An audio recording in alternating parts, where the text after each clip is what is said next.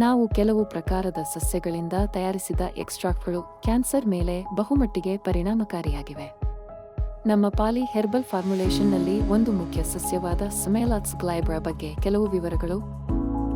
ಸ್ಮೆಲಾಕ್ಸ್ ಗ್ಲೈಬ್ರಾ ಇದನ್ನು ತೆಲುಗಿನಲ್ಲಿ ಚೆಕ್ಕ ಚೆಟ್ಟು ಎನ್ನುತ್ತಾರೆ. ವೈಜ್ಞಾನಿಕ ಹೆಸರು ಸ್ಮೆಲಾಕ್ಸ್ ಗ್ಲೈಬ್ರಾ.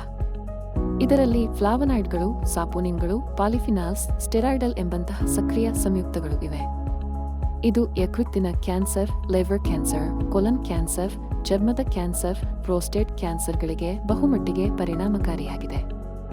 ಸ್ಮೆಲಾಕ್ಸ್ ಗ್ಲೈಬ್ರಾ ಅನ್ನು ಬೇಯಿಸಿದ ನಂತರ ಅದರ ಬಳಸುವ ಪ್ರಮಾಣ 1 ಸ್ಪೂನ್ ಮತ್ತು ಅದರ ಸಾರವನ್ನು 1 ಸ್ಪೂನ್ ಉಷ್ಣಜಲದಲ್ಲಿ ಹಾಕಿ ಕುಡಿಯುವುದರಿಂದ ಈ ಕಾಯಿಲೆಗಳಿಗೆ ಪರಿಣಾಮಕಾರಿ ಚಿಕಿತ್ಸೆಯಾಗಿ ಕಾರ್ಯನಿರ್ವಹಿಸುತ್ತದೆ.